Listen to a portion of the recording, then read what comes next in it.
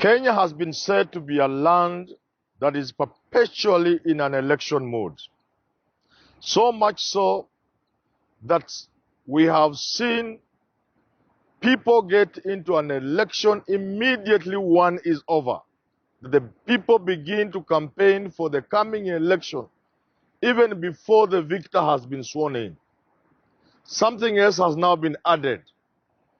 We are becoming a land of succession.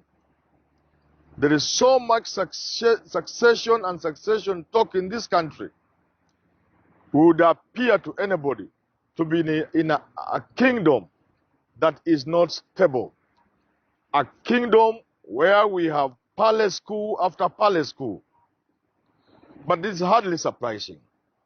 Any functional state will always have its share and element of succession intrigues whenever the ruler is about to exit, either because of failing health, or because of age, or because of constitutional demands that they vacate office.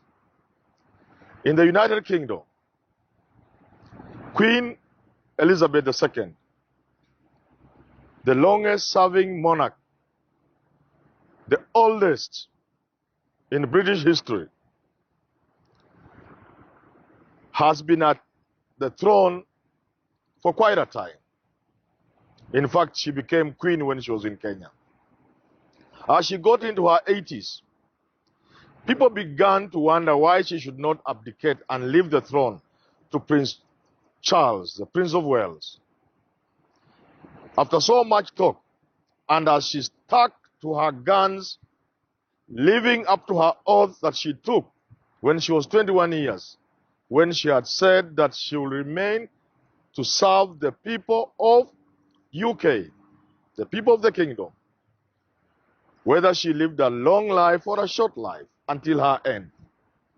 Focus then has shifted in the past 15 or 10 years to Prince Charles. Prince Charles is being told, why can't you abdicate and put your son, Prince William, in line of succession? Again, for obvious reasons. Prince Charles is beyond retirement age. He's not a boy. Prince Charles is 72 years old. But he has brushed it off. In a recent BBC documentary, he laughs it off and says there can be only one sovereign at a time, not two. In another interview, when he was pushed hard, he said, look here, gentlemen, this is not the sort of thing you want to talk about. Because this kind of thing only happens when somebody dies.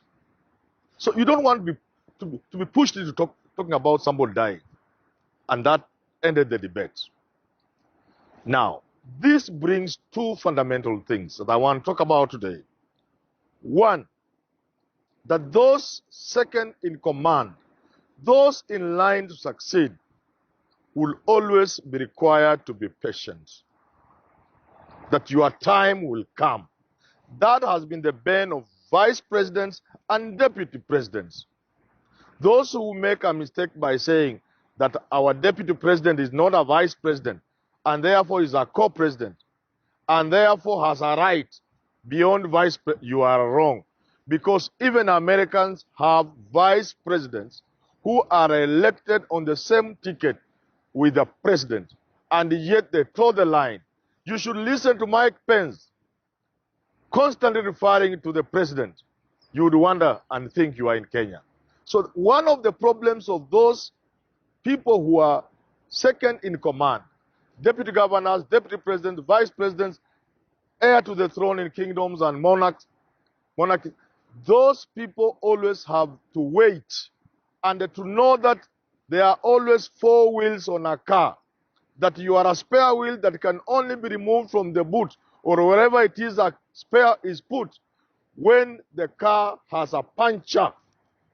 That is one of the problems. Patience, and it inflicts us in this country because our deputy president, for whatever reason, has not been patient. The next thing about succession is there are always traps. People are always engulfed in intrigues. They are led into traps. There are betrayals. But above all, there are blunders. If you read history, those who did not make it made fundamental blunders. Kenya. I have said the first blunder William Ruto made was to go out, all out indeed, for the succession without hiding it. I have said it repeatedly. That was a big mistake. And I've always wondered, the deputy president comes from the Kalenjin community who know how to keep a secret, who know how to keep quiet. And that's why I've always wondered, how come Gideon Moi looks more measured and therefore more Kalenjin than William Ruto? I've always wondered. But maybe Ruto has his own answers. He should have learned from Moi. Indeed, there are those who have said, if William Ruto had paid Daniel Moi a visit and sought advice to him before things got to the point where they got and he couldn't go, there were always times he could have gone. Even if he had wronged Moi, he would have told him, just sisi ni vijana. Sometimes damu inakimbia mbio. Mzee labda nilikukosea. He could have gone to Moi. There are those who have advised that he should have, maybe he would have learned that in succession, you don't even need to read 48 laws of power. Don't show your head too early. Now that you have shown, the blunders then begin to set in. Let me not even go far. In the past 2 weeks or so, from television interviews, you can pick out the blunders. In an interview on Citizen TV, I think with Joe Ageyo, a wonderful interview. I must salute Joe Ageyo. It was a wonderful interview. And I must salute the deputy president. He's a wonderful interviewee. In that interview, the blunders began just to pop out, one after the other. Look, when deputy president says the Jubilee Party has been hijacked by conmen, busybodies, brokers like Murade and the company, maybe he wanted to add Tuju and the rest of those people, what are you telling the people? You are telling the people that the president has allowed the people to mess the party, or he has sent them. They are his proxies. You are therefore getting where the president would want you to go. Alternatively, you are also saying if the president can allow busybodies, conmen, and the brokers like Murade and the rest to destroy the party, you are actually saying the president is inept. Huyu jamaa hawezi kazi. You are saying the president is so incapable that he cannot see when people are destroying the vehicle that you people made. That the president is so inept, so incapable, so inefficient that he cannot even see that people are destroying the party. You are also saying in that interview that the president really is a weak president. Why?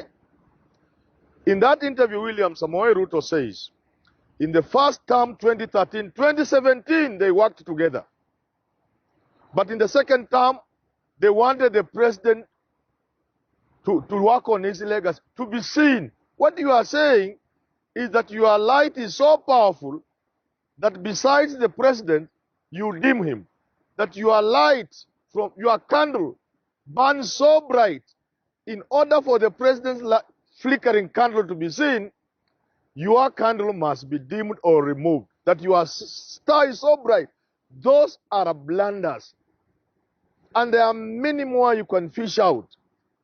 Murkomen, on another interview with Waigu, I think, on Citizen TV, says directly the president is frustrating Ruto, and he mentions a number of things, including being kicked out of a house. People associate Murkomen with the deputy president. Now, why am I calling this ones blunders? Including the revenue sharing formula.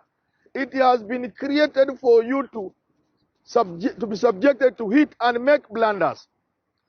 Outside a police station, one of the people calling themselves Team Kenya, my friend and young man, my son, Malala, says, I will not support measures to remove money from Wajir or Mandera and take it to Mount Kenya. Underline Mount Kenya. Why am I now calling these things as I end blunders? I'm calling these things blunders because you are finally being handed into a point where you are going to be identified as an enemy of the mountain. An enemy of the mountain. When people have issues, they identify an enemy, an outside person, a punching bag. Soon you will discover, William Ruto, that you would have heeded advice. You should have sought better advice even before you appeared on the interview. Because what you are doing now is hitting at the president and is keeping quiet. But the people are seeing that unapiga kijana wao. These are the blunders I'm talking about. Because at the end of the day, kila mtu ako na wenyewe. Kila mtu ako na wenyewe.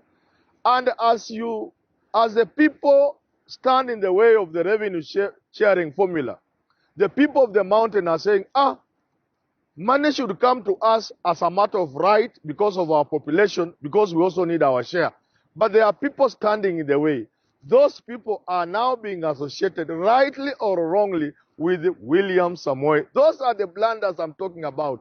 Again, in the process, because Raila is supporting the formula and is therefore seen to be a friend, as Irungu Kangata says, of the mountain people, my friend William Samoei Ruto, you are making the blunders.